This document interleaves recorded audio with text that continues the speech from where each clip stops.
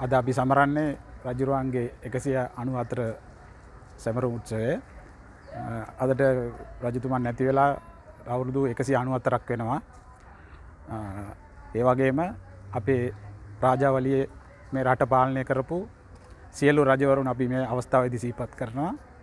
අපි මේ වර්තමාන රජෙනුත් ඉල්ලලා තියෙනවා මේ සියලු රජවරුන් අපේ මාතෘභූමිය පාලනය කරපු සියලු රජවරුන් පාලනය කරපු රජවරුන් සිහි කිරීමට අපිට දවසක් ලබා දෙන්න කියලා අපි ඉල්ලීමක් කරලා තිනවා. ඒ ඉල්ලීම අපිට ලැබෙයි කියලා අපි හිතනවා.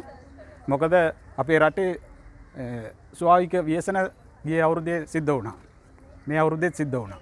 ඉතින් ඒ වගේ ස්වාභාවික ව්‍යසන නැති වෙන්න නම් අපි අනිවාර්යයෙන්ම මේ අපේ මාතෘභූමිය පාලනය කරපු සියලු රජවරු අපි සිහිපත් කරන්න ඕනේ. අද මේ රටට විදේශ විනිමය මේ ගලාගෙන ඉන්නේ ඒ රජවරුන් කරපු මේ ඉදිකිරීම් වලින් තමයි.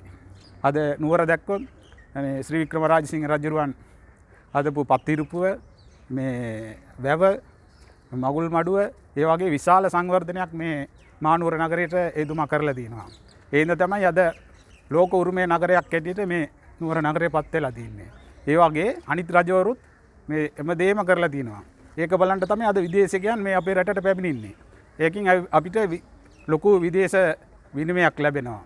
ඒ හින්දා අනිවාර්යයෙන්ම අපි මේ සියලු රජවරු සිහිපත් කරන්න ඕනේ. ඒක අපේ රටටත් හොඳයි. අපේ අනාගත පරම්පරාවටත් හොඳයි කියලා මම හිතනවා.